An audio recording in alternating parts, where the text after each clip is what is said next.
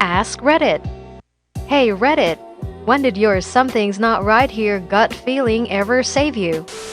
My mom dropped my 3-year-old brother off at daycare before she had to work in the morning.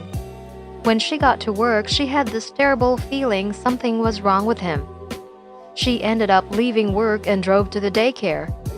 She found the daycare lady inside, sleeping while the daycare kids, including my brother, were running around the pool. My brother never went back to that daycare again. Or got one. About 10 years ago, working security at a site about 50 miles from home, got off shift at midnight and didn't bother to change out of uniform because I was only going to stop for gas. 2 stations in the town I was working in were open after midnight, but it slipped my mind as I drove past the first one. Pulled into the other, same brand, same gas price, same sort of dump entirely, and just didn't like something about it. Nobody else around but the clerk that I could see, but I decided to go back to the other one. Topped off and headed back out of town, I get close to that station again. 3 city cop cars, 2 deputies and a state trooper are outside blocking the road with guns drawn. Turns out a city cop walked in on a robbery. Dude put a bullet in his vest, and the store owner knocked the robber out cold with a bat before the cop could recover enough to get his gun out. That would have been me in a uniform with a nice shiny badge, but no body armor. I smelled burning plastic early in the morning at my family cottage and almost went back to sleep. I was around 15, but got up to investigate. A socket on the outside of the building had caught fire, and flames were shooting up the wall. The rest of my family was still sleeping, and there wasn't enough smoke for the alarms to go off. I ran and got the fire extinguisher, got my dad up, and put it in his hands and pointed him towards the fire. Stopped it and called the fire department. In 2004, on Boxing Day. Not me, but my mother. Family trip including all cousins and extended family on my dad's side to visit the coastal south of Sri Lanka on vacation, about 20 people in all. Well-planned trip. Last moment, my mother didn't want to go. No reason at all. None of us could get her to explain why, but she refused to go. So we went inland on a different trip to see some other relatives.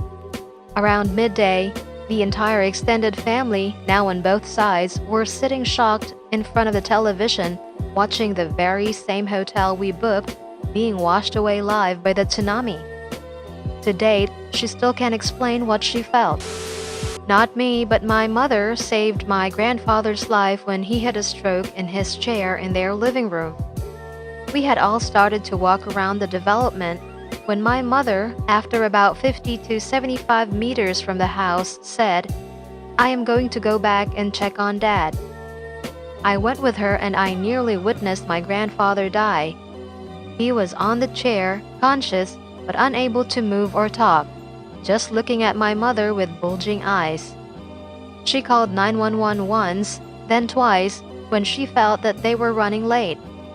Ambulance came, got him on the stretcher, but it was too wide to fit out the door. We ended up tearing the door frame off to get him out. Because he was conscious, he actually remembers the ride to the hospital. He told us later that he heard the driver or someone say, "There is not a chance that this guy lives." That was when I was around 5 to 6 years old. He is still alive to this day, more than a decade later. At my mother's funeral, part of his speech was about how, without my mother's actions, he would not have been able to spend time with her during her final years of life. And for that, he is eternally grateful. I was 15 years old and my mom dropped me off at McDonald's to get breakfast while she went across the street to get Starbucks. It was a shopping mall in suburbia, and we were on the way to pick up a new kitten a few hours away. Instead of walking the 100 yards to my mom, I sat outside waiting for her to pick me up. Teenagers, I guess. As I'm standing there, a guy in an old station wagon with 2 kids in the back starts talking to me. He asks me where I'm going, and I say whatever town it was. He says he's going there too with his kids and asks if I wanted to come. I tell him no, that my mom is across the street, and he comes closer. My gut is saying something is off, so I see a random woman walk out of Starbucks and I point to her and say, "That's my mom right there." He freaked out and left really quick. I still remember those two kids in the back seat. They looked so off. I wonder to this day if they are okay. Not mine, but my dad's. I was downstairs helping him with some woodworking when I was 10 or 11.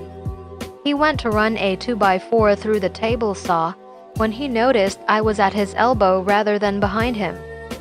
He stopped and told me to never stand behind a board when it's going through the saw in case it gets thrown. I thought he was being overly cautious and I didn't have as good of a view from behind him, but whatever. I got behind him. He flipped on the saw and run the board through. He only got 1/3 of the way through though, when the blade hit a knot and flung the 2x4 hard enough to crash against the wall 10 feet behind. If I hadn't moved, it would have hit me square in the chest and could have killed me. My dad had to go to court to settle a way overdue payment for the place he worked at. He was going to take me with him so I can be more exposed to the adult world, so to speak. However, that meant he would have to leave the office back door unlocked so the rest of the staff could clock in. He suddenly didn't feel right about it and decided to have me man the office instead. He got T-boned outside the courthouse on the passenger side of the car that day. The car was totaled and I would have gotten severely hurt if I was there. Saw a mannequin ominously placed by the trash in a dark alley. Almost walked away but decided to check it out because something felt really off. Turned out to be a 15-year-old girl who had ODD. I was president of a club, and a guy who'd recently joined just set off my alarm bells, but he never did anything wrong. I still couldn't shake the feeling he was off. I asked my best friend, a pretty burly guy, to just keep an eye on him during a conference we went to. Most of the club, minus me, went to a party at the conference. My best friend kept an eye on the weird guy for most of the night and ended up stopping him from raping a passed-out drunk girl. I pretty much always trust my gut feelings now. Not my gut feeling, but my sister once came back home when she'd already left to go to school 10 minutes earlier because she suspected something was wrong. Prevented me from attempting suicide. I had a gut feeling I should pull my wallet and phone out of my purse. Not even 20 seconds later, I get mugged. The man dragged me across the sidewalk and stole my purse, but all he ended up getting was a juice box and my birth control. I went to hospital with shortness of breath and my heart racing. They did a chest x-ray, blood test for blood clots, ECG and a few other tests, but all came back normal. After observing me overnight, everything still looked good. Oxygen saturation was perfect, my heart rate was still a bit elevated, but nothing too crazy, and it seemed that it was likely leftover symptoms from a bad virus that I'd had a week or so earlier. The ER doctor asked me how I would feel if they sent me home, and I just had a bad feeling about it all. I told him as such and that I had no real basis for it except that I just felt off about it. He said, "Fair enough. Let's try one more test, and if that comes back negative, then we'll send you up to general medicine and see if they can track something down." That test was a VQ scan that found despite all other tests showing no results for blood clots, I actually had a whole bunch of them in both lungs.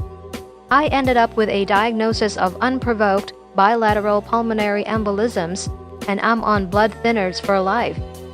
Super grateful both for the bad feeling and the ER doctor who was willing to listen to it. I was going to meet up with someone from Marketplace to buy a phone, and the feeling hit me, so I called the woman, and a man answered trying to play off the fact he's a man. And I passed by where we were meeting at, and it was dark, and I heard voices in the background on the phone call. I never stopped the car and kept going. Pretty sure I saved myself from, at the very least, a mugging but learned a good lesson. Always meet in a public place. Oh, you made it to the end! Smash like and subscribe for more amazing content.